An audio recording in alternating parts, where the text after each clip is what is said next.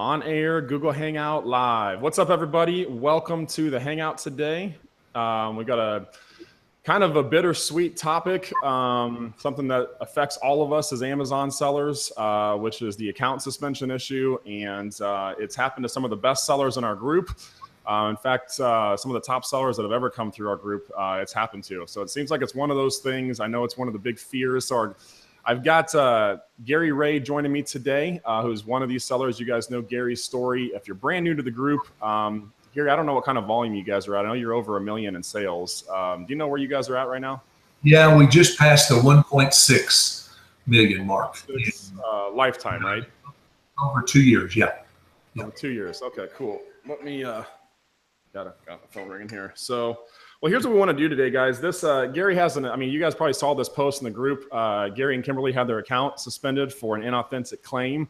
And it's my goal today is just to kind of go through this topic with you and help you guys navigate the waters of what happens with Amazon. And we're going to talk through Gary's story and exactly what happened and some best practices. But then I want to spend the second half of this hangout just kind of having a town hall meeting talking about best practices and things you can do to protect your accounts and protect yourself. And you're going to hear through Gary's story that even with the most perfect metrics, Amazon is still the 500-pound gorilla and has this kind of weird thing going on. But we don't want to scare you. If you're a brand new seller, there's a lot of opportunity. And I think there's some lessons in this. And just from a 30,000-foot view, if you're newer to Amazon, what we've been seeing, this has been happening the last kind of 2 years, where we've seen Amazon just tightening up on their kind of tightening up the reins on the sellers, which is really unfortunate because I believe that us resellers are the ones that helped build this platform for Amazon. So it's kind of a little weird that they kind of, come after us. But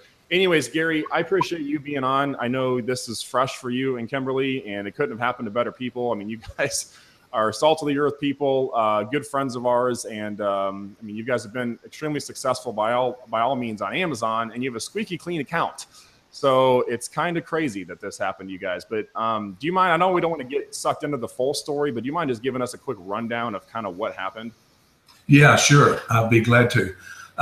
Before I do, I would be remiss if I didn't say this. Thank you, Gabe, for giving all of us the opportunity to share in this group. This is our group. We will make it great. And we are making it great. I belong, like a lot of y'all belong to other Facebook groups, but I do not participate in any other group like I do here. I'm very loyal. I stumbled onto Amazon through your videos that you had of you and Zach. So I've always been loyal to you, and I appreciate you doing this. I know you're humble. You get embarrassed when I say that. Tough. You just have to live with it. I would feel awful if I didn't say thanks. There's probably not another speaker out there that would take on this topic and sit down and have such a negative conversation. But if anybody can find some seeds of equivalent benefit out of this, you, me, the good Lord, and this audience listening can do that. And that's why I'm on here today. This is somewhat embarrassing, but I take it just fine. I want to read a couple of things quickly, Bible verses. I can't help being who I am, so I just want to throw this out. There is a verse in Proverbs which Solomon wrote, Proverbs 23:5. It says, for riches, and this is King James Version. You can go look it up and read any version that you feel accustomed to. It says, for riches certainly make themselves wings. They fly away as an eagle toward heaven. I know I mentioned that to you, Gabe, the other day. I naturally am not a naturally humble person. And throughout my life, I've had to have things like this and lots of other things happen to humble me. And when they happen and they humble me, I want to look right in the mirror and say, I needed that.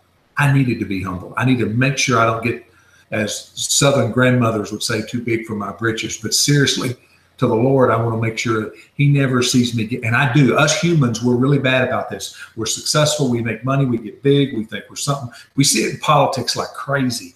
They get in the Senate, Congress presidency, and they think they're something, and they're not. They're really not. I mean, if the Lord moves the air just above our nose, we can't breathe. I mean, we're really pretty puny, and I lead that group of being pretty pitiful at this. So I just wanted to mention, yes, we made a six-figure income last year off this. I make a really good income, six-figure plus, off of another industry that I'm in full-time, the insurance industry. So the Lord has been good to me, and I am so thankful.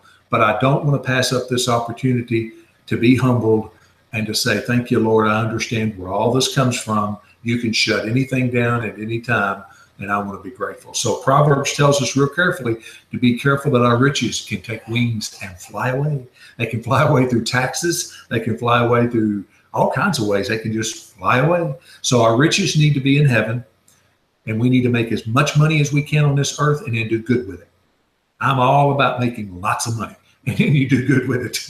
I don't believe making lots of money and then, being a jerk with it and hoarding it all up yourself and being greedy. I believe in doing stuff with it. Second verse I want to read is Job. Job was a man that was tried immensely by the devil to see if they could get him to turn against God, and Job would not do it.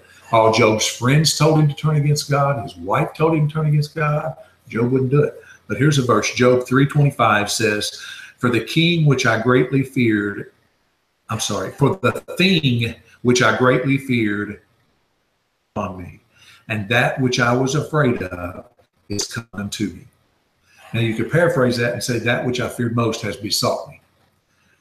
From the very time I've got into this Amazon business, my friend on the other side of the screen, Gabe, will tell you that I had several private conversations with him and with Zach also, that my greatest fear here was account suspension. And it's what kept me from ramping up to just huge levels of volume. We have $72,000 worth of bought product up there now that we bought and paid for. We have no loan against any of it. It's all clear. It's there. We've been up to 104,000. I started 3 months ago, we started the process of selling our home and buying another home.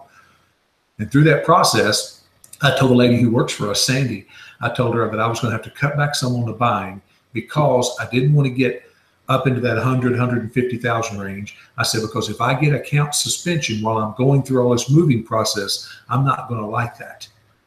I don't like those metrics. So we started cutting back on our selling, and we brought it from the 90s down into the 70s. And sure enough, we moved 2.5 weeks ago, and then we get an account suspension. Like 4, 5, 6 days after we moved, our account was suspended. So as Job said, that which I feared has happened. So I just had this gnawing the whole time. And some of you immediately going, so you were doing something wrong. No, I'll show you something here. Okay, we'll do a little screen share here a little bit. And when we do screen share, Gabe has told me it's a little bit behind. There you go. Let me click on the screen. So there you go. Look, my account right now, okay, or our account right now. And right here is one thing you don't ever want to see. Amazon has removed your selling privileges. Been that way for 15 days today. So let's go down here. We must be pretty bad, right? We must be pretty bad. So let's pull up. We've been doing this now for 26 months, and over the lifetime of us in business here, we have a 99% feedback rating over 2+ years. 99% over the last year, 100% over the last 90 days, 100% over the last 30. I'm extremely proud of that. Have not a thing in the world to be ashamed of. That is absolutely outstanding. And I run my insurance industry the same way. So that's just exactly how it should be. And I'm proud of that. So I just wanted to quickly show you so that everybody would understand. We do not run a sloppy ship. We run a tight ship.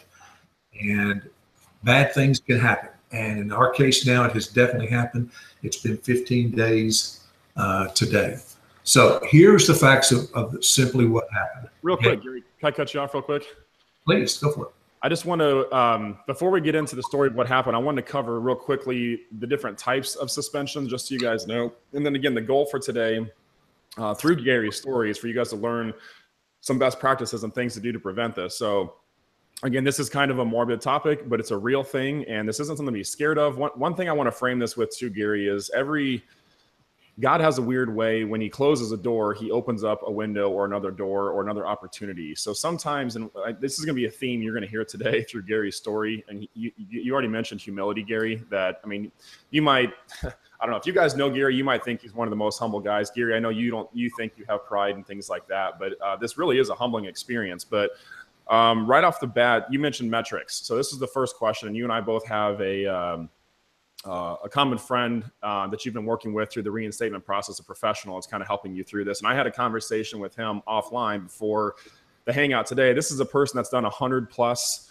account suspensions, and he runs about a 50% success rate. Sometimes Amazon's got this guilty till proven innocent thing that they're doing, which is really unfortunate. Again, especially for us sellers that put the work in. But so first thing I asked him too is metrics. How much does metrics matter? And Garry, you've got squeaky clean metrics. 99% over the past 2 years, 100% over the last 40.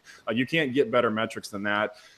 This individual also said that wasn't a huge factor. Obviously, your metrics, guys, you want to keep them up because that's going to help you sell more. So there's benefits to having your metrics. It's going to help you win the buy box. It's going to help you sell more by having clean metrics. But that's not the biggest factor. Now, one of the biggest, there's a couple big types of suspensions I want to cover first. The biggest one that we're seeing today, and this talking to our common referral and Garry, is these inauthentic claims. That seems to be the most common type of suspension. And it comes, the other big thing that he mentions is that it comes a lot of times tied in with products that are either listed as, they're not brand new. They're used like new, listed as new. They're misrepresented. So if somebody gets a pair of shoes, and he said these could be kind of tied in, and Garry, I know this is tied in with your story too, but if somebody gets a pair of shoes and if somebody wore them and they wore them around the house and they're dirty, technically they're not new anymore, even though they might be brand new shoes. So those little things can trip you up. Inauthentic, used like new.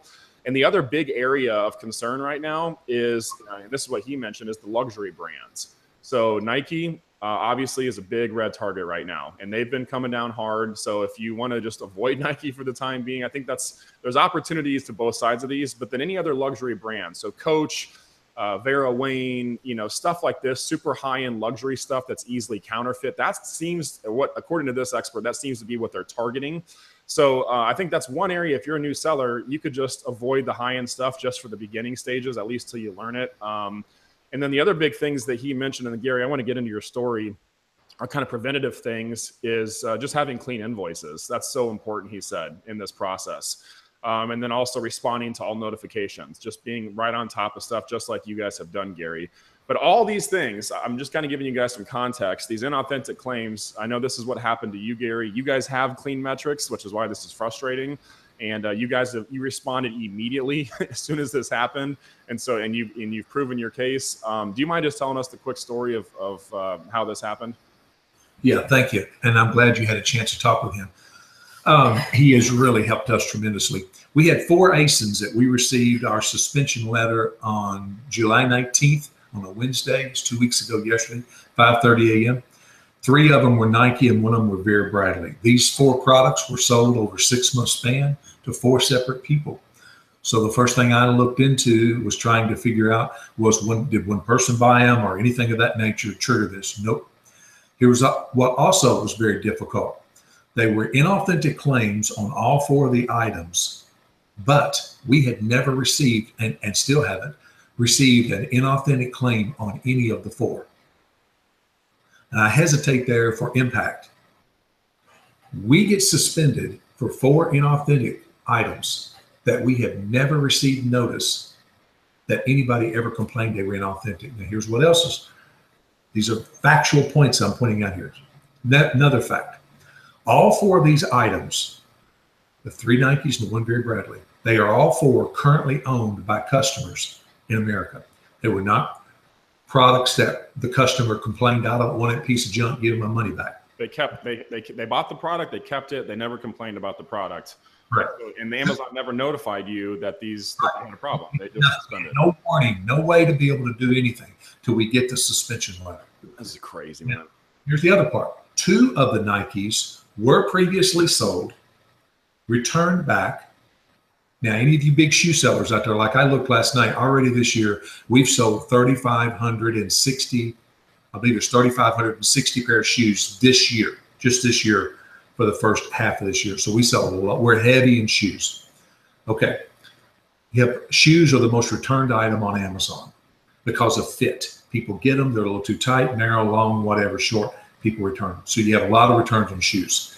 So 2 of the 3 Nikes were previously sold, returned back, put back into inventory by Amazon. Amazon inspected them, put them back into the inventory, were sold again. And the second time they were sold, the person kept them. So all 4 of these items are owned by customers. We never got an inauthentic claim. They were sold over a 6-month span, 4 different buyers. In the suspension, there were only 4 ASINs. I'm looking at some notes, excuse me. In the suspension, there were only 4 ASINs that were listed, and there was no other reason listed. It wasn't like, oh, you've had 2 shipping problems over the last year, or oh, you had this wrong, or oh, you had that wrong. It was just those 4 inauthentic claims on those 4 ASINs. We had never, ever, ever heard anything on that. Now, at this point, it's real easy. Gabe, is it okay if I keep going? Yeah, go ahead. At this point, it is real easy for some of you. I mean, absolutely no disrespect, but if I'm going to take my time to be on here, I'm going to tell it like I see it. It would be real easy for some of you, particularly if you're in the age bracket of like 40 and under or 35 and under, real quickly to say, that's unfair, that's unjust, and you get all bent out of shape. Okay? Well, I'm 55. I work in corporate America. I currently work for a Fortune 500 company in the insurance industry. Life is not fair. And when you work for large corporations, things like this happen. And if you overreact to it, you're going to lose a lot of jobs and you're not going to be successful in a lot of things in life. This has hit me hard because I feel that it's unjust. I feel that it's improper, but I have never told them that. If I start going down that road of fighting with them, my account will never be reinstated. There's a verse in the Bible that says, why kick, K-I-C-K, why kick ye against the bricks? If you, and the old saying goes, why fight City Hall? If you go fighting the wrong way, you'll get the wrong spirit about you and you'll sink your own ship. You cannot do that. I've raised 5 children. I've taught all 5 of them the same thing. If you get your teeth kicked in, you go get dentures. You don't sit around and gripe about who manufactured the boot that kicked your teeth in. You get your legs cut off, you go get a wheelchair. You simply cannot function any other way. If you do, you'll fail. So I very clearly want to paint that out to people. We're not overreacting over this. I'm not panicking over this. I have full belief that we'll get reinstated. But even if we don't, you won't see me Amazon bashing and throwing a fit or function like that. It's not how I operate. And I've been very successful not doing that, not being that way. And I've had several of my friends blow a top over stuff. And when they do that, they end up getting fired or the bosses demote them. And it just doesn't work. You got to keep you cool. You got to stay level-headed. You got to be like a sniper looking through that scope. You got to keep your heart rate down. You got to keep your blood pressure down. You got to stay focused on the target and pull the trigger. If you get tore all to pieces, okay, and go all flambastic in every direction, you'll not be successful. So that's what worried me coming on doing this. So I'm going to lecture and preach to you hard. Don't do that. State your case, fight your claim, but be positive, be complimentary. All these letters and stuff we're writing right now as we appeal this, they're complimentary, they're pleasant, they're kind, as we're stating our case. We're not coming across with foul language and who do y'all think y'all are. And you do that kind of stuff and you are sunk. And then you can, that's right, you can leave Amazon, go to another business, you'll be sunk there too. And go to leave that group, go somewhere else, you'll be sunk there too. You're just going to get sunk in life if you go do that all the time. I got to tell this real quick. When I was a sophomore in high school, I was going to vocational school, learning this particular trade I wanted to learn. And I got into it with this teacher there. This teacher was treating me too rough and unfair, and I was the best in the class, and this teacher was too hard on me. Well, my mom got mad, and my mom said she was going to go down there and she was going to tell this teacher off, and this teacher's treating my boy unfair and whatever. My dad stepped up and he said, don't you dare do that. Well, my mom said, why not? He's treating him unfair. Why, blah, blah, blah.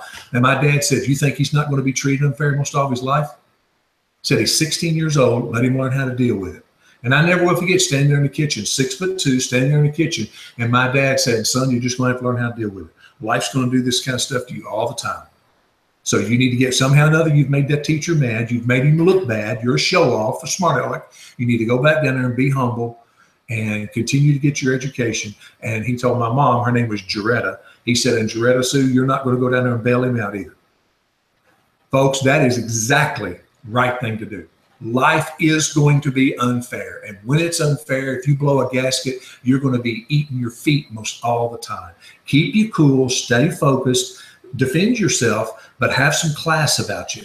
And don't lose composure. If you do, you are sunk. If I go up against Amazon hardball, they'll sink us. They'll never approve us to get back on.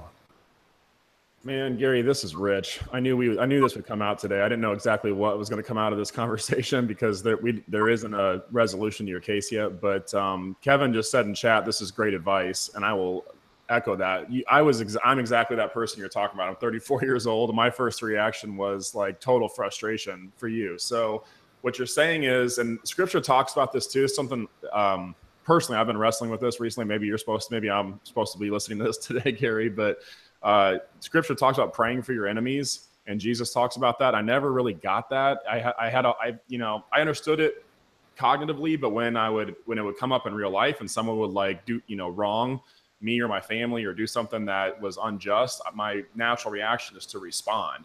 And I think that's like more more our human nature, our sinful nature. So this is rich stuff. We could probably unpack how do you go through, because this is going to happen. This isn't the first time this has happened in your life. This isn't the first time you've been humble. This won't be the last time. And it's for all of us the same thing too. Life has challenges that come up.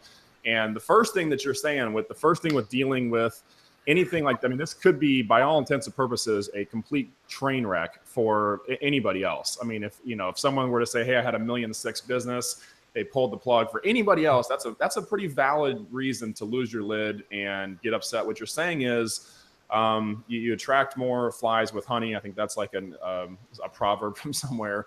But you gotta still appreciate and be pleasant when dealing with Amazon, because they're definitely not going to respond to you if you lose it. If you just do it a little bit, you're shooting yourself in the foot for sure. And so that's the first lesson in all this. I don't know how you do that. Maybe there's some wisdom you can teach us how you do that, Garry. Well, one of the things they teach, Gabe, is never cut your own hair and do not drill into your own teeth. So if you got dental problems, go to the dentist. If you need to get your hair cut, get somebody else to cut it. So the first thing that I did when this happened was, and Gabe, this, I hired help. Cool head to represent me. So while I'm walking around my new house, frustrated and mad that I have been unjustly accused of selling inauthentic products, well, I'll have they're authentic. By golly, we got them directly. I could do that, and I'm hot-headed enough to do that. But I'm also street smart enough to know don't do that. So I went and hired somebody. I wrote a check. Here, buddy, here's a bunch of money. Represent me. And then he writes and does the things he does. He sends them to me. I then forward them on to Amazon. This person cannot deal directly with Amazon on our behalf. So I'm just teaching you part of this process. I didn't know this. If you hire help, they'll write the stuff and give it. They'll ask you for stuff and you'll give them stuff. They'll then write your case for you, give it to you. You then send it to Amazon. Amazon will respond. You send it back to this person. This person responds back to you. You respond back to Amazon. So I just want to explain to y'all some of how this process works. I feel like I'm dancing here in a tango. You are dancing. You're dancing with Amazon, the 500-pound gorilla that just, it's like them. Trading, but it works. Okay. So the way you do it is you don't do it yourself. You remove yourself, you remove your temper, you remove your emotions, you remove your depression, anxiety, anger, whatever. Hire somebody else that represents you. And what's that saying they use in the court of law? Self for a client or something like that. Yeah. So don't represent yourself. Hire help. So that's what I did. Okay. And so step one, you kept your cool, which is, I don't want to just make that sound, like a simple step, but it's very important. I mean, you could just sabotage the whole thing from that. Step two is you hired a professional, and we can't say this individual's name publicly on the webinar. They work on a referral basis only with legitimate sellers. So I'll make this offer to you guys, and we'll say this at the end of the webinar. If any of you ever, God forbid this happens to any of you guys, just send us an email, team@sellersecrets.com, and I'd be happy to refer you to the same person Gary's talking about. I want to make a point here real quick, Garry, because there's a lot of services out there. And if you research like account suspension, there's a lot of inexpensive, cheap services. I want to really caution you guys, especially in this case, price is what you pay, value is what you get. So I don't go hire one of these cheap services, because you're going to get cheap results. And what they're going to do is they have cookie cutter forms that they just send all the same stuff.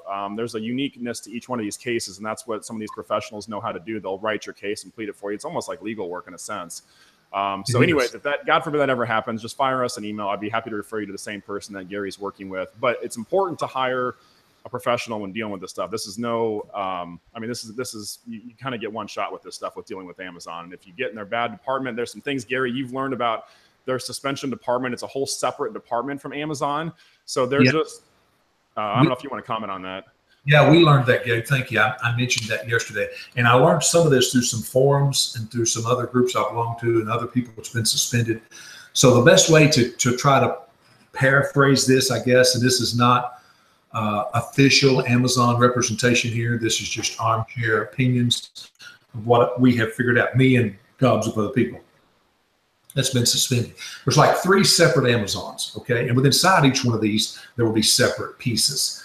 The one Amazon that we're familiar with is the selling side of Amazon. And we know they are the absolute best there is probably in America. Well, they're now the largest corporation.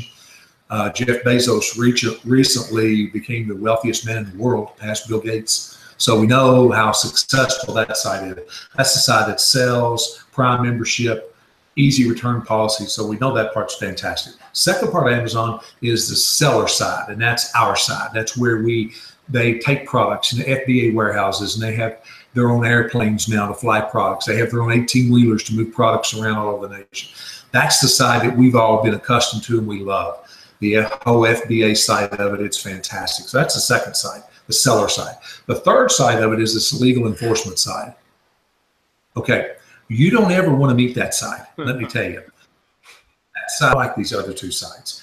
When you get put into the suspension area, you are guilty. You have to start proving your innocence. And that really can rub your grain, which then takes us back to what we were talking about 10 minutes ago. So you've got to have some sense about you and understand that you are guilty and you have to prove your innocence. It's not our normal judicial system at all. It's their sandbox. They also do not look at your seller metrics. They don't look at that department does not do research for you. They do not, that department does not go, I wonder how good a seller they've been. And, oh my goodness. And, ooh, wow, look, they don't do that. You have to plead your case to them and prove how good you are and how innocent you are, or they will not reinstate you. So that third part is rough. It's rough. It's rough. I've been dealing with them now 15 days today. Again, I'm not new to these kinds of processes. And I'm telling you right now, it's one of the roughest processes I've ever had to deal with. Even though I had help, there were some things. Gabe, am I okay still? Yeah. Okay. Cut me off if you think I go too far. There has been some things we've had to submit the same exact documents to them 7 times. We submit it, and they turn right around and ask for it again within like 3 hours. We got to notice that they were 3 hours apart. Okay. And so I started tracking this stuff, gave this stuff to the person handling our claim, and he actually, he knows a person, and he actually submitted to a VP up there, who I wouldn't mention their name for money right now, nothing. And telling that VP, gave him this long timeline of all these email exchanges. And we keep getting these same almost robotic responses back. You don't get responses back like, Mr. Miss Ray, we need to know exactly where these 4 ASINs are right now. You don't get that. You get back coded messages like, whenever you finalize and complete all the processes needed, we'll look at reinstating your account. And you go, what? What are you talking about? What are you talking about? I mean, some of the stuff you get back is coded, and it's like, it's not clear Gabe and Garry language, okay? It's not. And that is the part that's been, honestly, I'm going to tell you all the truth. I really don't have a problem with Amazon suspending my account. I don't have a problem with them every couple of years just reaching out, grabbing you, suspending you, shutting you down for 2 or 3 days, throwing out 4 or 5 ASINs, give us paperwork on those 4 or 5 ASINs and prove you didn't steal it. We want to make sure you really did buy it somewhere. So you submit it, you show it, and then they even came back and wanted our credit card. Get that. They wanted to match our credit card to the receipt. Okay, so we had to take our credit card and cover up the appropriate areas, take pictures of it, and submit it to Amazon so that they could actually take the credit card number and compare it to the receipt. Yeah, I'm not kidding you. It's amazing. What's this? We submitted one particular receipt was, and Ralph Cochran and people like that know how it can be 4 foot long. If you're going to a Nike and you're buying gobs of stuff, you can have receipts, that long. Well, we had receipts that were 4 foot long. Okay, now watch this. We hand wrote on the receipt the ASIN. Drawed an arrow over to the UPC showing where we bought it. It took them 2 days to respond back and say, we need you to put brackets around that, not an arrow to it. So we had to put brackets around it. So we lost 2 days of making. It sounds like their department is like a farmed out outsourcing. That's just has like canned responses they're sending back. So they want to make you sweat. But here's why they want to make you sweat. This is an opinion, but I'm entitled to my opinion. Okay. But I really do believe it's correct. I believe they want you to sweat so that people like me can get on broadcasts like this and put the fear of God in everybody else selling, so that everybody else selling looks at their spouse and goes, we better run a tight ship. We better not be thieves and liars and crooks and cheats. We better take care of our customers. We better keep up with our paperwork. We better know what we're doing. Because if that could happen to Mr. Ray, it could sure happen to us. Both of my kids sell on Amazon. Or I have 5 kids, but 2 of my 5 kids sell on Amazon. And they both are right now going, whoa, Dad, we know how you run stuff. We better sure enough tighten up our ship. And I told both of them, my son and daughter both, yep, you better tighten up your ship. Because if it happens, it's going to hurt. So when you get introduced to this third part, that whole process of going through this is going to be really cumbersome. Let me tell you another one. Am I okay, Gabe? I'm going to give you another one here. Yeah. I just wanted to, go ahead. Yeah, go ahead. Okay. Jump in here, buddy, anytime. Feel free to. Won't hurt my feelings a bit. Here's another one. So the person working with us sends up an email to the VP up there, one of the VPs. The VP then assigns our case to a person by the name of Chrissy.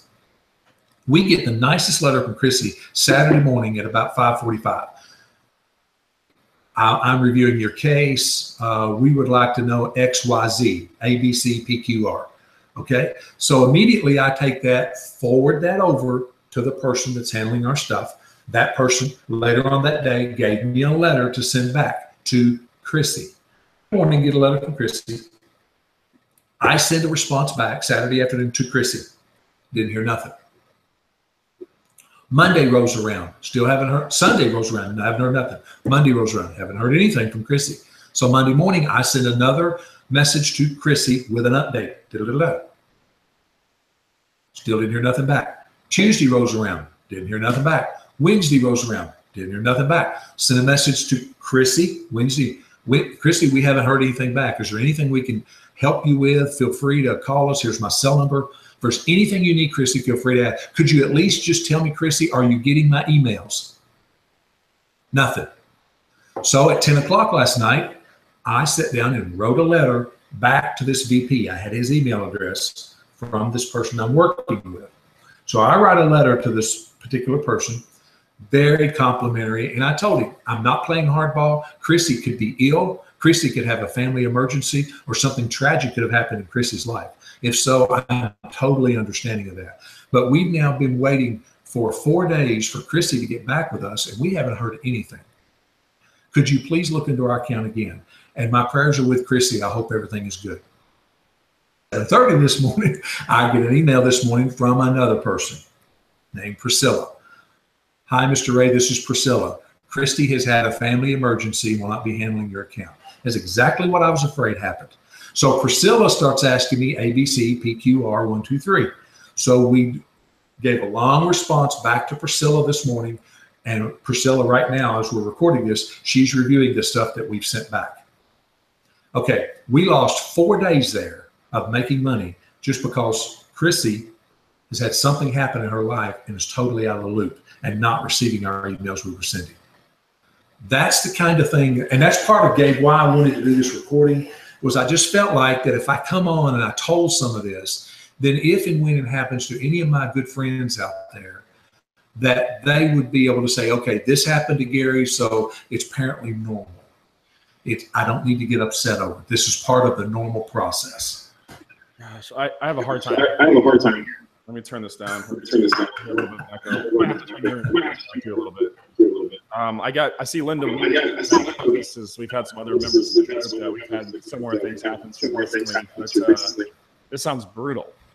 This is so let me while you're saying this, there's an opportunity in all this, Garry, because this could be perceived as like the chicken is little, the sky is falling. We don't want to paint that picture. I also want to be real with you guys. And so that's one of the reasons we did this hangout, is I don't want to sugarcoat, this part of our industry. It's a real thing. And there are some specific preventative techniques that you can do to prevent or do your best to prevent with some of these things. One thing I want to say, Gary, what you mentioned, your theory about Amazon kind of thinning the herd because they're if it happens to a seller like you, you're going to tell other sellers and word kind of gets out. I mean, this has been happening for the last 2 years, guys, if we're honest with the industry, where they've been kind of tightening the reins up on sellers. And I think the opportunity in this for you as a legitimate professional running your business as a clean professional business is it's going to clean out the riffraff of our industry. Anybody that, I mean, Gary, if you weren't a professional and clean in your reporting, you'd be gone. And they would have just eliminated, some of that riffraff.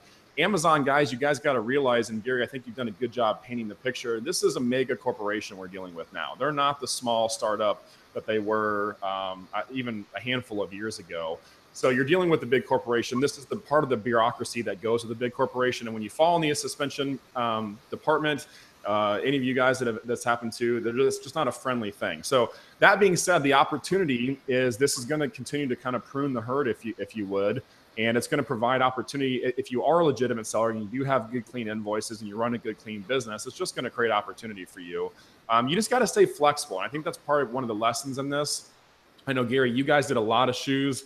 So several other members of our group that are real heavy in shoes and make a really good business out of doing shoes. And that game is just changing a little bit.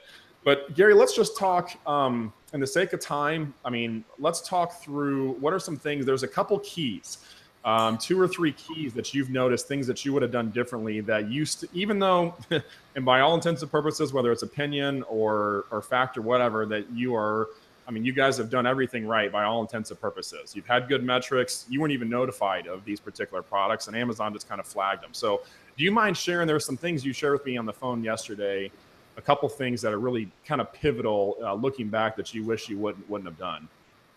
Yeah. Are we now getting into the 3 things that we believe we can do to cut down on suspensions? Is that where we're going? Yeah, I'd like to go there. Okay, all right, let's do that. So we thought we had learned 2 things that we wanted to put on this broadcast today to help decrease the odds of suspension. But Gabe, I've got to explain this, okay, before I do this. The first one that I'm going to explain, I've got to explain something here, because if I don't, I'm afraid some people will misuse this and it won't work for them.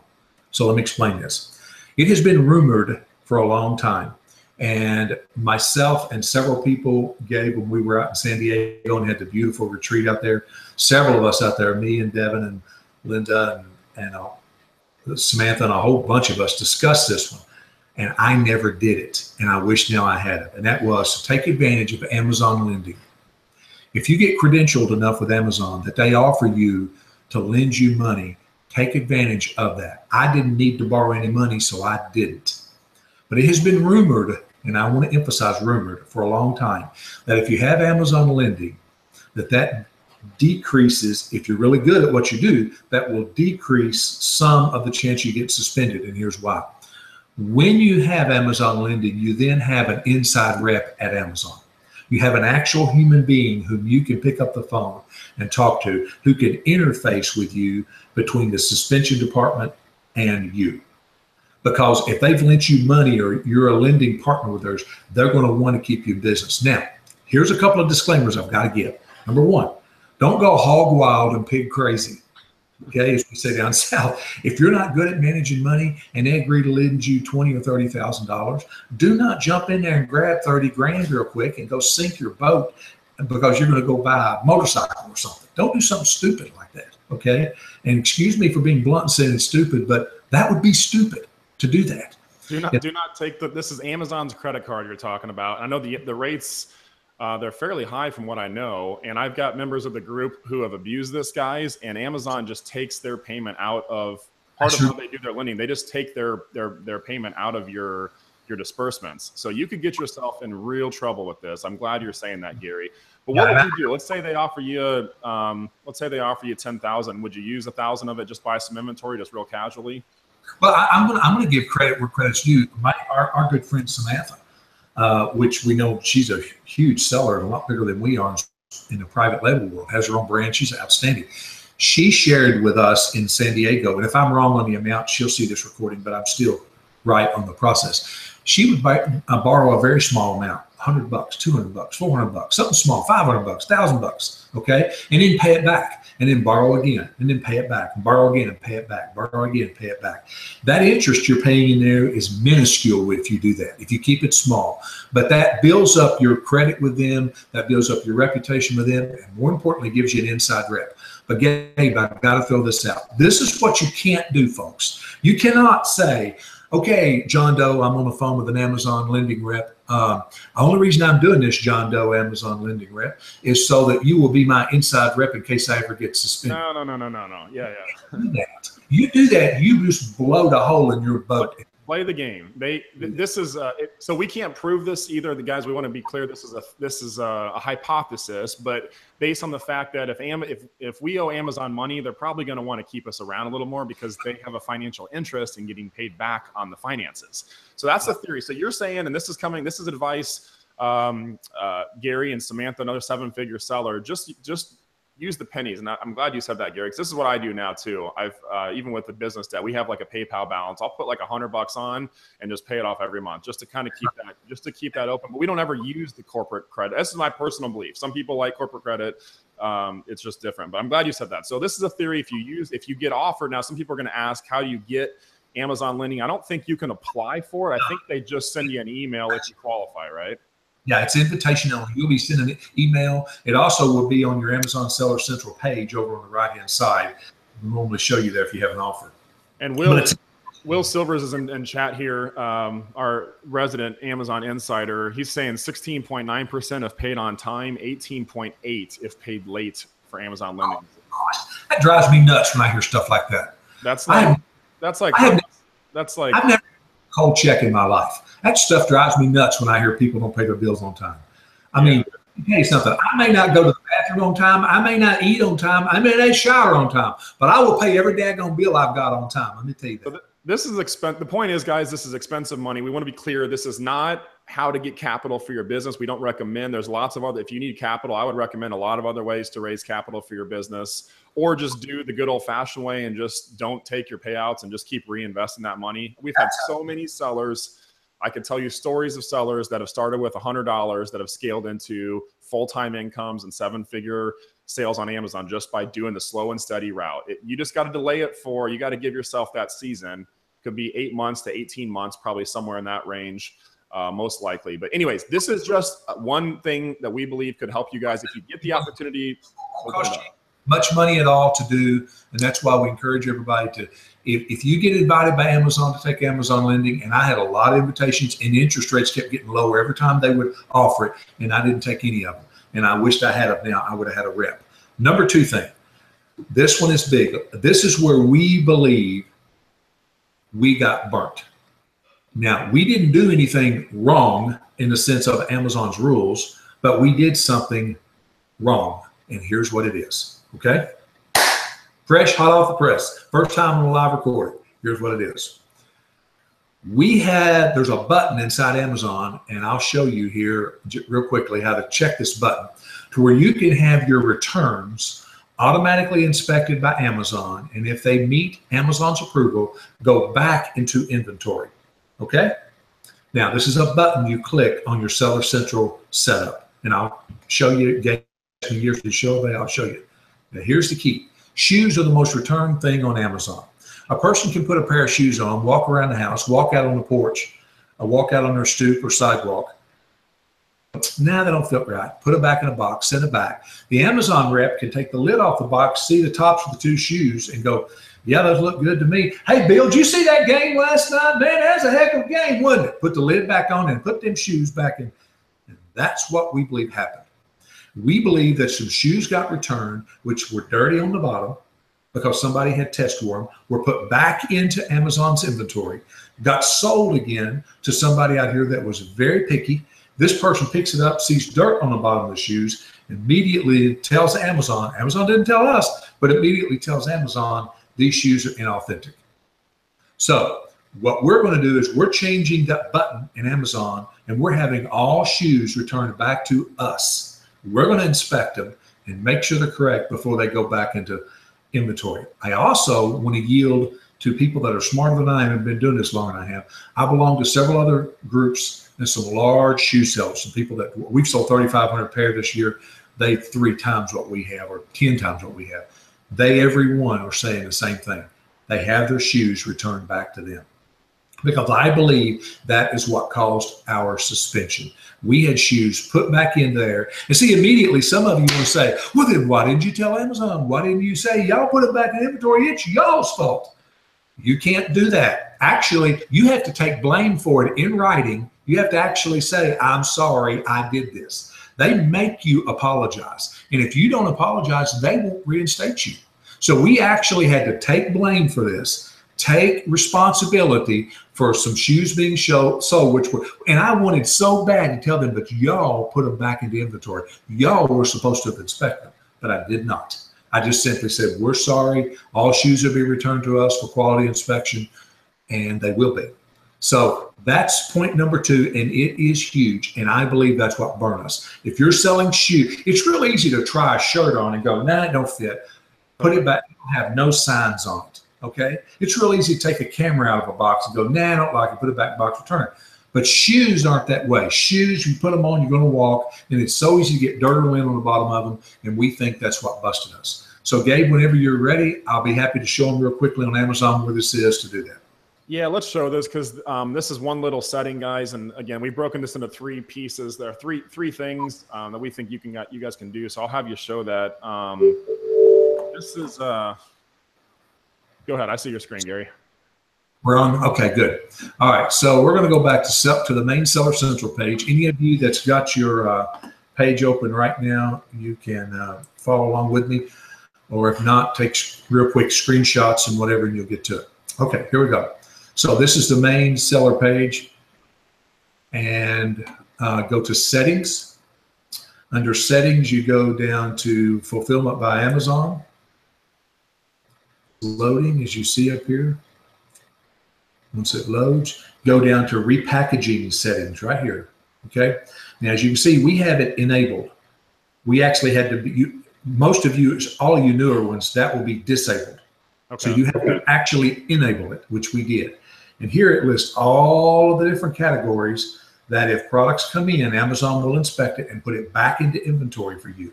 Okay. So this comes, to clarify, Gary, this comes, if you're a brand new seller, your account will come disabled, which is the correct setting. So you want it to say, just to clarify this, you want this setting to say disabled. So if you want to double check for peace of mind, you can scroll into settings and fulfillment by Amazon and just check for disabled. Here's what we recommend doing, or I'm going to recommend doing. Anybody else can do what they want. We have it enabled. Now, we're not going to disable it. What we're going to do is we're going to go over here to edit. Okay. And it's going to open up.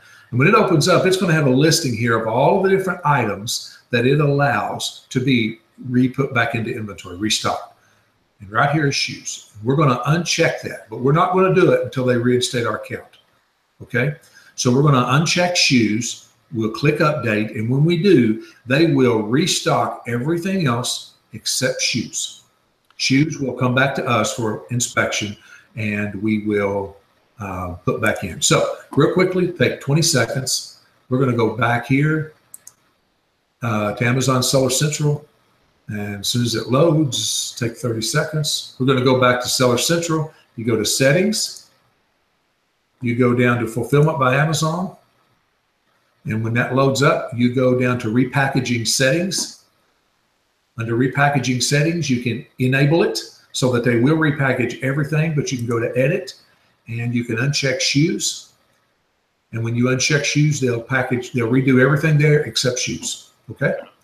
So that's the one thing that we fervently believe that burnt us, was the fact that we were having shoes re-put back in inventory, and we think that's what burnt us. We think that's why we're suspended right now, is over some shoes were put back in inventory that the soles were dirty. They weren't. By the way, Gabe, I need to throw this in.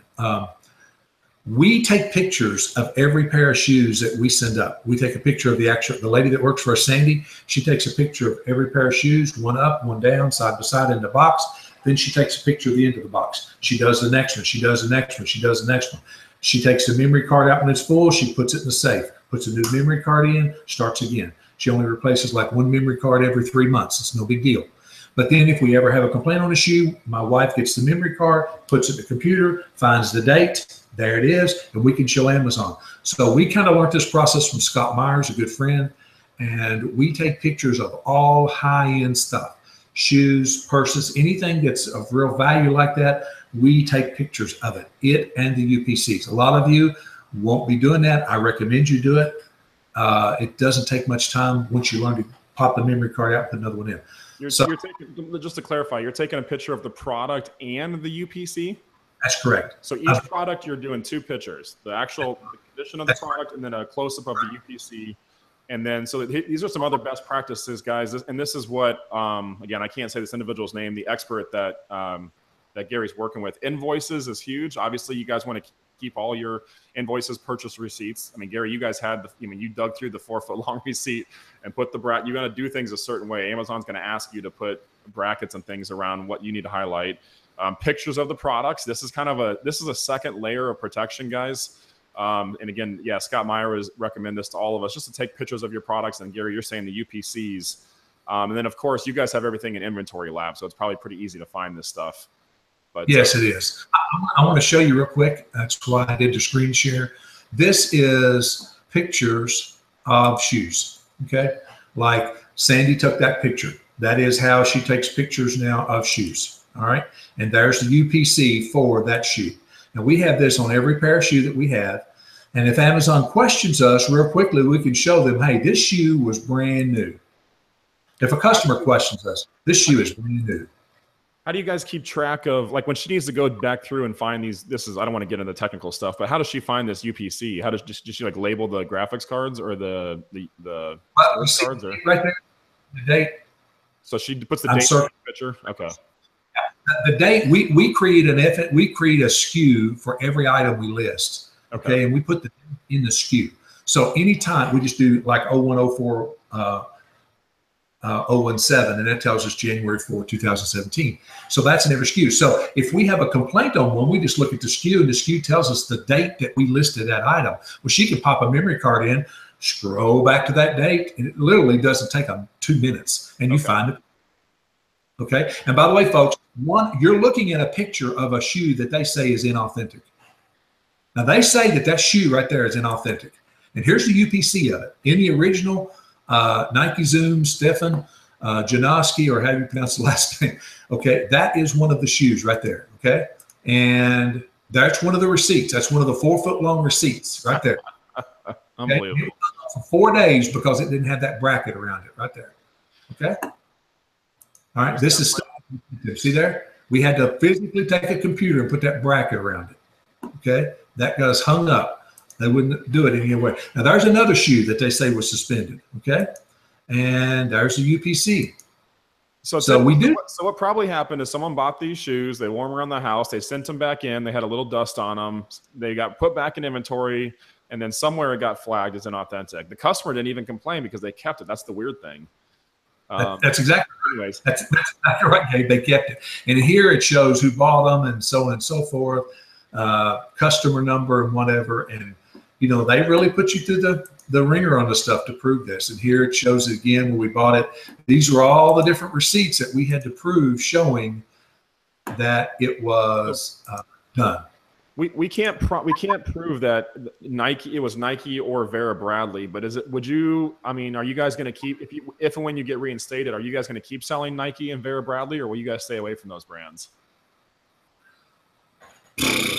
I don't know. I'm still debating that. At first I said I wasn't going to sell them anymore, but as time went on and I understood what I believe burnt us, and that was we didn't have our shoes returned back to us. It could have been as simple as, we need to wipe this little spot off right there. Sometimes you can just wipe the bottoms off and they're clean again because they just have dust on them or something. But I'm going to be candid here. All of us sellers know there are people that buy out here from you that are extremely picky. And when you sell as many as we sell, 3,500 pair of shoes. How many of you sold 3,500 pair of shoes this year in 6 months? We have. Probably nobody else out there has. I mean, we sell a lot of shoes, and we just had 4 to get complained on. But see, those 4 are what burn us, and now we're shut down over it. So you don't want to get lax. You don't want to get lazy and say, we sell a much. We have a few claims. No, I think that's what burned us. Amazon allows us to restock the inventory, but I don't think it's the best practice. So the second tidbit we give you to help keep account getting suspended, if you sell shoes, have them returned back to you. Do the extra work. This is a little, I mean, it might seem like you're saving time, but it's worth, just do the extra work. Have your prep person. I know, Garry, you guys don't even prep your stuff anymore. You've got a prep team that does this for you guys. One thing I want to ask you a real quick question, and then the sake of time, I want to get to that third point. So if people just bookmark this hour, we can hit that. But you keep saying your return rate's high on shoes. What is your return rate? Do you know your return rate for shoes? Yes, I do. Our return rate, the last time I checked it, was 13%. And several other forums I'm in say shoes average 17 to 20% return. Geez, 17 to 20. Of that 17 to 20% that's returned, they turn right around and go back in inventory and get sold again. Do you know what like an average return rate is for other products? I mean, you guys do mostly shoes, I think, don't you? Yeah, we've done everything. I mean, we bought toys from wholesalers and everything. Okay. I went through electronics is very high. So I steer away from electronics too much because they're very, very high.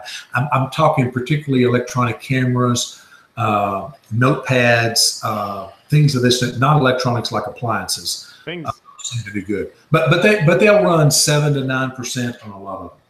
The good thing about 9% for electronics, 7-9% for electronics, which is high. Shoes are even higher. You guys are at 13%, but you've heard as high as 17 to 20. So here's another rule of thumb, and guys, that we can't tell you how to run your business. These are just the high risk categories. So if you're going to sell anything and you're a super conservative person, just stick to clothing. I mean, that's what you could camp out all day in clothing or baby items, anything that's simple. Again, I say this, but there's also, I mean, I know Devin does a lot of electronics in our group, so there is money to be made, but if there's less moving parts, there's less things to break. So if you're selling wooden spoons and a kitchen set for $19.95 in a bundle, the chances of something breaking is way less than if you're shipping a DVD player or a digital camera or something like that. That being said, and even video games, there's a lot of money in video games if you can get ungated and do that properly.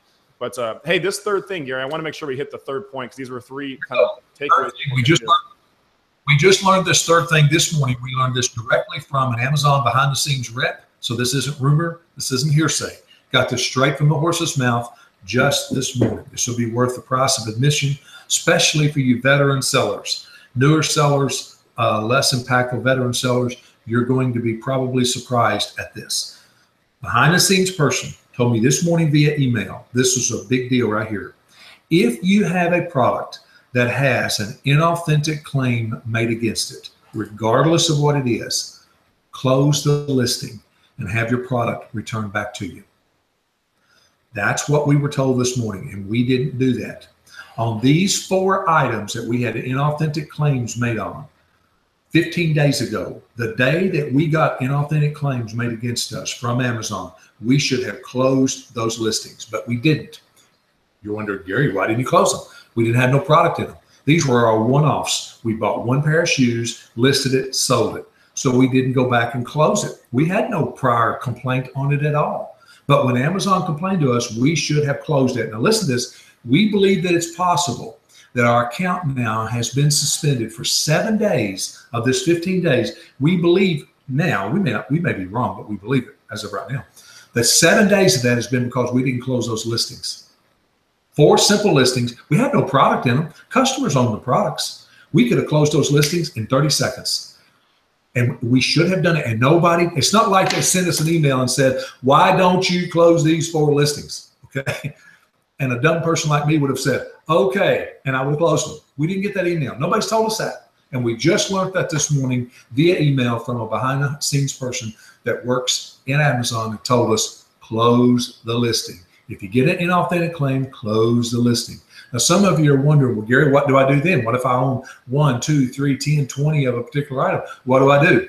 Well, you're going to have to decide. Do you go back in a month later and open it back up and create a new listing so that it ain't that listing? I don't know. You can figure that out yourself. I know what I'm going to do because I'm a very shallow, wide person on our inventory. As long as I'm RA and OA, which is what we do, then I'm going to close the listing, and that item is not going to be sold on Amazon. I'm not going to have my account suspended just because I'm worried about losing 40 or 50 bucks. When right now I'm losing thousands, okay? I mean, we're a $60,000 a month seller, and we're losing thousands right now. So I'm not going to, I know how business works. I know how to not be so nickel-minded you lose dollars. So I'm not going to do it.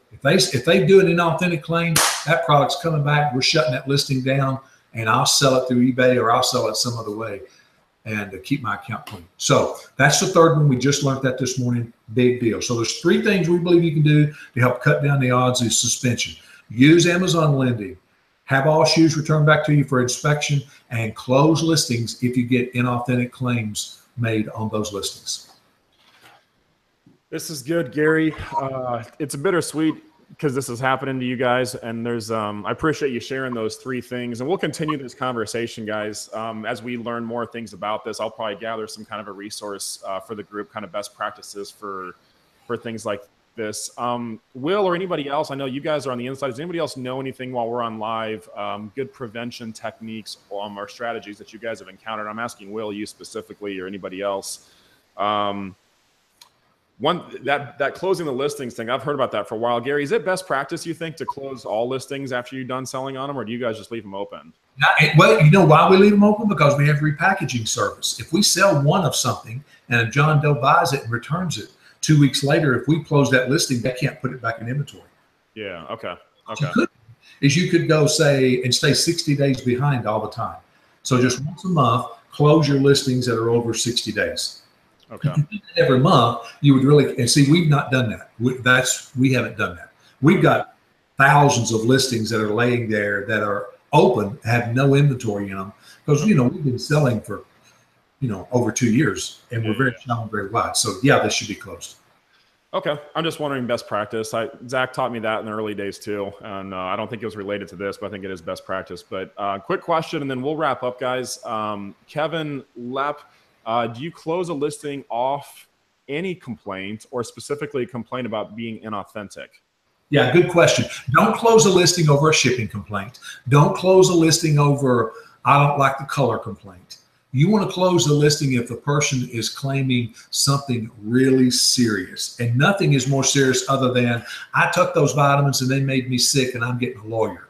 If that happens, close the daggone listing. Quit selling that item.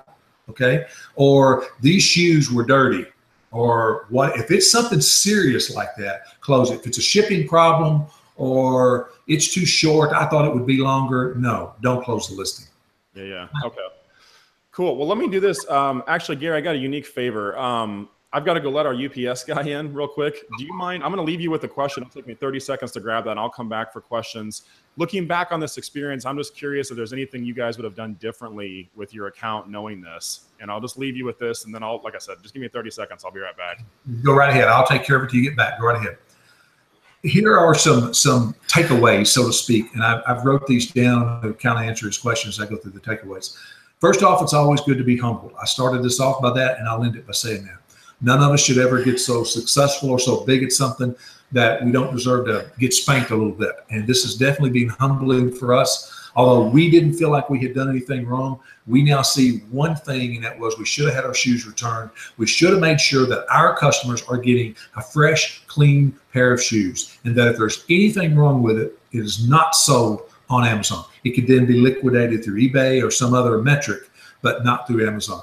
So we take total responsibility for that. Even though they allow it and they're supposed to inspect it, they're not going to inspect ours no more. We're going to do it ourselves. So I think that's a big deal. So allow yourself to be humbled when bad things happen. Don't lose your focus. Don't freak out over it.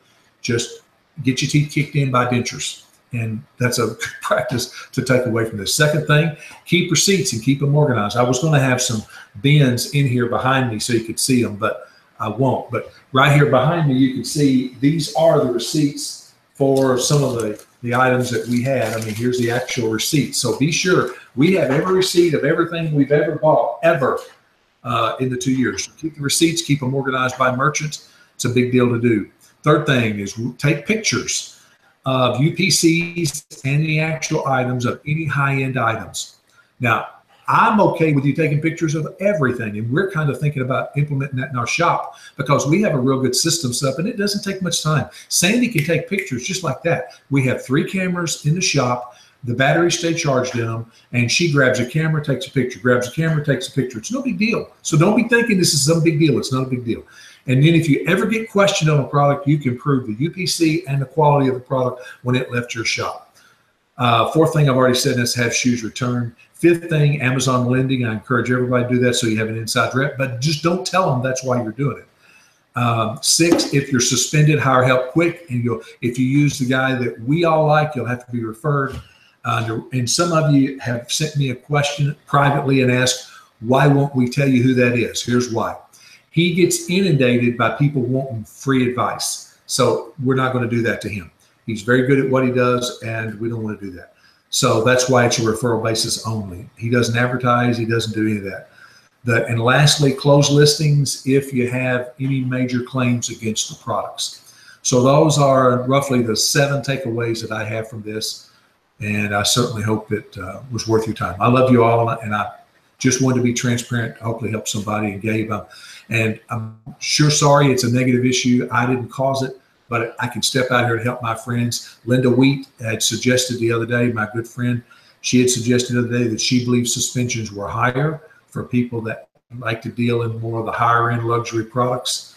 And Gabe, you touched on that earlier, and Linda, I agree with you totally. And we deal a lot in those kind of products. So you're going to have some good practices if you're going to deal in that area. So love y'all. Hope it helped. Gabe, floor is yours.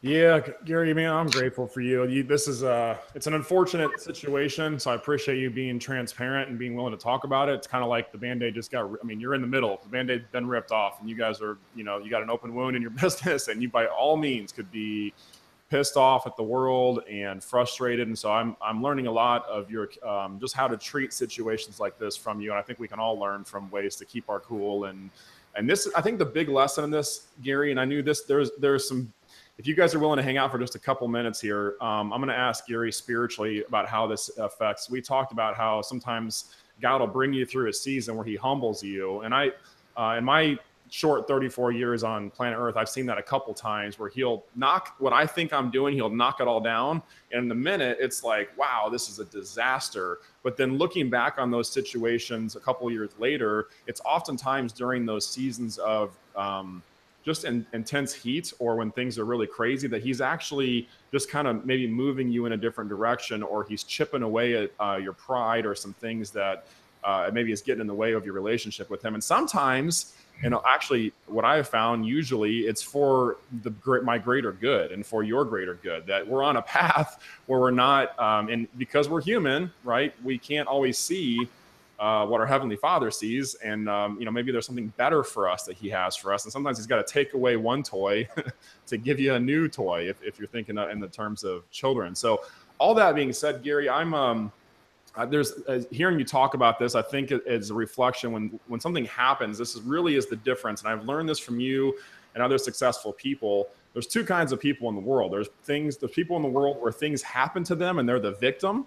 And this I've noticed is probably most people in the world where life happens. Somebody cuts you off. It's like, oh, screw that guy. And you get fired from your job or all these things. And you feel like, and it may be warranted. Amazon suspends your account. You may be completely innocent, and it might be valid to say, oh, I'm the victim. Amazon came after me. That's the first kind of person. Second kind of person is people who take responsibility. And you take responsibility and you realize that you are the author and creator of, you might not be able to control what happens to you in life, but you can certainly control the interpretation and the meaning that you give that situation. So in this stance with Gary, he could say, woe is me, I got taken advantage of, or he can choose to create joy and peace and love in the midst of the storm. And that, I believe, is part of the beauty and wonder of how God wired us, that you can't always control what happens, but you can control how you react to that and the meaning you give things and the story that you create about what that means in your life. Because, Gary, this could mean a train wreck for you, or this could mean a brand new opportunity, or you could choose to make it mean nothing. And it's just life is normal and it's part of the process. And all that is up to you. If you're at home getting mad and getting Kim all fired up, or you're having peace drinking a lemonade because this too shall pass, that I think is the lesson in all of this stuff. And it's going to happen again. Like, life's going to throw you stuff. And so you can just stop, as Gary has talked about, and say, am I going to choose to be a victim of this situation, or am I going to be a victor here and be responsible for what I created? And you may not have created the problem, but you can create the meaning for it. So Garry, this is fresh. So forgive me for asking these kind of probing questions, because I know this is what's going on right now. But what have you seen in the past? I mean, you've had a lot more life experience than I do when God humbles you, or have you ever had any other situations before where he's like completely destroyed a business and because he was building something else, or how have you seen that play out? Well, I've had it to happen seemingly way too much and too many times in life. And I have come out of it every time a better person. But normally I've not come out of it a tougher person or a stronger person. I've come out of it a more humble person. And as I get older, that's what I want. I want to be more humble. Humility creates a relaxing lifestyle. Pride creates a lot of stress. And I've had a lot of stress in my life, and I believe a lot of it was because of my pride. But I will revert back to nature, which God created as a teacher for us. A kernel of corn, it is hard when you take it off that ear. When that ear gets fully mature, it's hard. And it has to soften itself before it can ever die out to its own will to want to live, in order to create a stalk of corn, which then will produce ears and produce hundreds or maybe 1,000+ ears of corn. And all of us are simply one single seeds. And we need to allow ourselves to be softened from the hard things of life that happen, so that we can bring forth some fruit that's greater than the one. I want this whole group to be greater than me. So that's why I'm on here today, humbling like this, so that this group can get some kernels from this and grow stronger and be better from this one little kernel. Because we may not be reinstated. We may not be put back in. And if we're not, there'll be 20 other sellers right behind us that will take our spot. Amazon will never miss us. I understand how that works, and I have no problems with that. I understand the life, and I understand it's that way. Gabe, there was a song I learned years ago. I heard it, and I just love it. And I love to hum it or sing it to myself at times of stress. And it's something like this. He didn't bring us this far to leave us. He didn't teach us to swim to let us drown. He didn't build his home in us to move away. He didn't lift us up to let us down. And I fervently believe that he didn't bring us this far to leave us. He didn't lift us up to let us down. He didn't teach us to swim to let us drown. He loves us. And we live in America. And if I've got those two things going for me and all these friends, then life is great. And I can choose to look at the glass half empty or half full. And for me, sitting here 15 days into a measly suspension, I can tell you it's half full. I'm thankful and I'm grateful. Man, we're blessed by you, Garry. I appreciate you sharing that. There's so much we can learn from how you handle anything is how you handle everything. And I share that same belief. I don't think God would have brought you guys here if he didn't have some greater purpose. He didn't walk you to the promised land for nothing. So there's something in this, and we may not know that. And sometimes it takes a couple years. And sometimes you don't ever find out. Sometimes we won't find out on this side of heaven why God, maybe we'll get to heaven someday and be like, oh, wow, you messed me up back there. You really saved me from some stuff. Man, you took that away. I was walking right towards the cliff back there. Thank you so much for taking that away. Like sometimes that kind of stuff happens, but then we'll fight and pout. I'd imagine that's how it is with kids that don't know any better, Denise Miller says, love that song. She's in tears. So I think we have tears on the Hangout, Garry. I heard you guys see some chats in here about IP addresses and things like that. I'm not for sure about that stuff, how that works. There was one other tip I want to share real quick, guys. And this was also from our expert. And he just suggested there was one other area that could potentially flag suspensions, and that was adjusting your bank account information.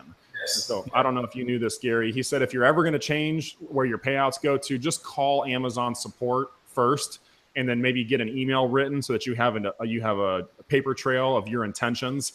And that way, if anything, God forbid, anything does happen, you at least have that kind of validation that you had been in contact with them in advance. And I can see why that might trigger suspensions. Obviously, if you're a seller like you guys and you guys have payouts that are significant and you switch bank accounts, it could look like fraud or things like that. But anyways, that's another technical tip. But all through this, Garry, I'm just encouraged by your outlook on this whole thing. I mean, this could have, by all intents and purposes, this could have devastated a lot of sellers, especially sellers that put that this is their primary business.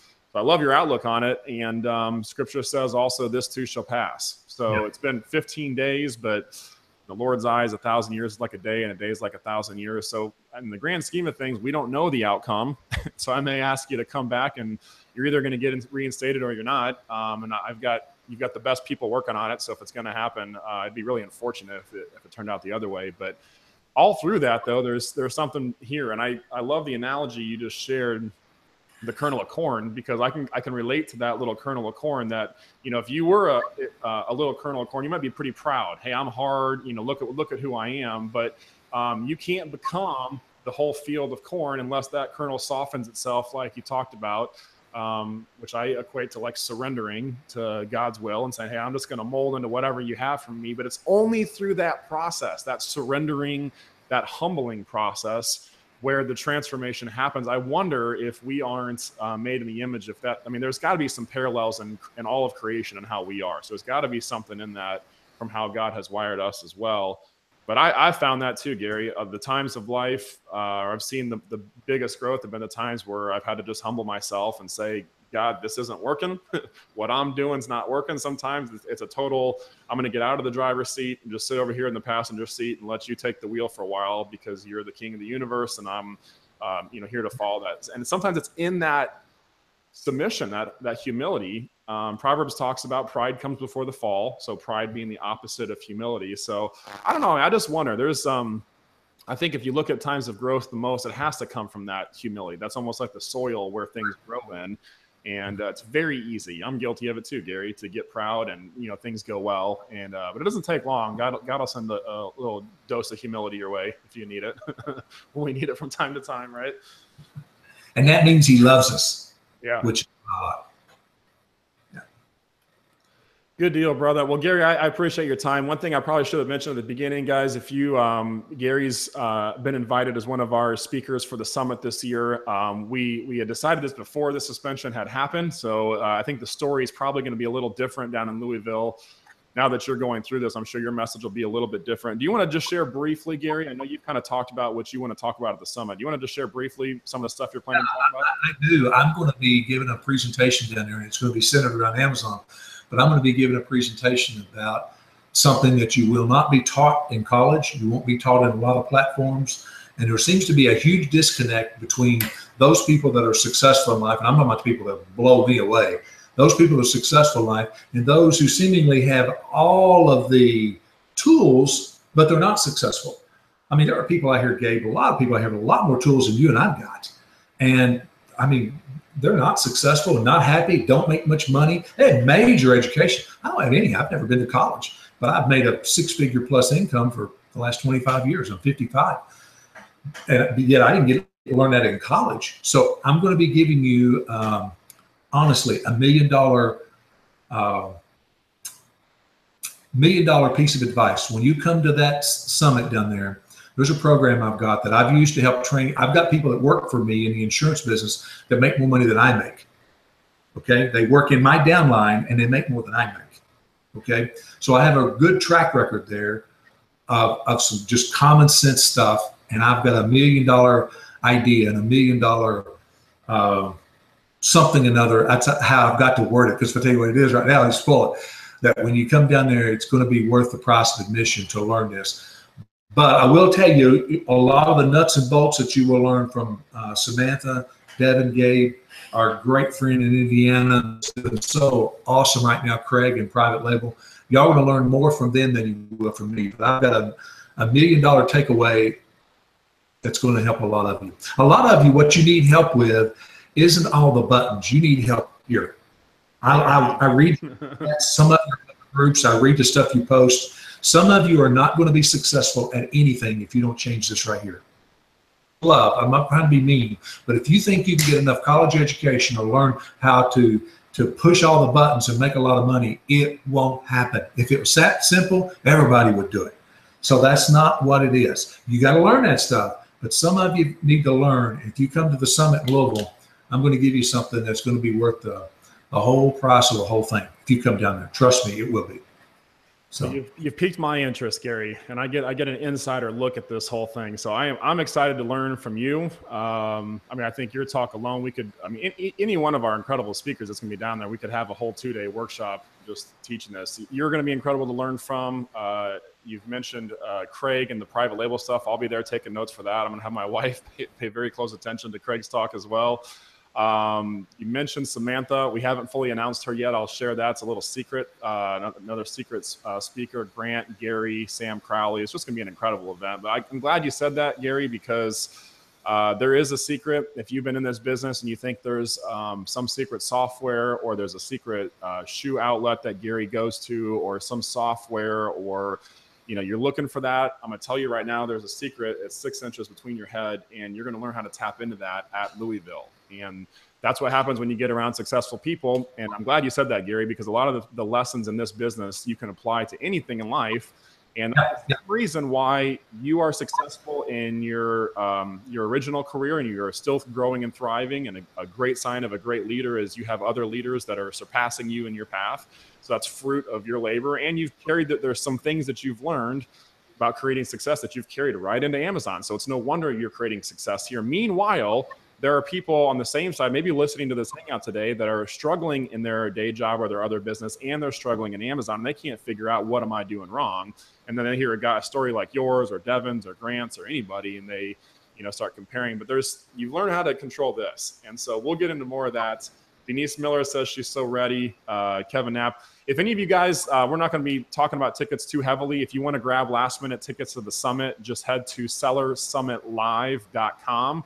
The group early bird ticket pricing is still open. I don't know how long we're going to have that. Eventually, we'll raise prices back up to $500 a ticket, where they'll be beforehand. But you can still use the group coupon codes, which are Together We Win and or VIP if you want to get VIP tickets. But anyways, grab those. If you guys don't have last minute stuff, we're about 27, 28 days away from Louisville, and I'll be hopping on a plane to fly down. And been a couple days, my good friend Gary and some other good friends, and I'm really looking forward to it, Gary. So Will says he's got his tickets. Well, we'll have to chat. We got an insider rep. I don't know if you knew that, Gary. Will, I'm not for sure where he works in Amazon, but he's been on the inside. He might be a good one to talk to as well. But hey, Gary, I appreciate your time, man. Looking forward to, I know this is a little preview for the summit, and looking forward to hearing your talk and the $1 million piece of advice. Every time you talk, man, I take notes. So I appreciate you being willing to share so much.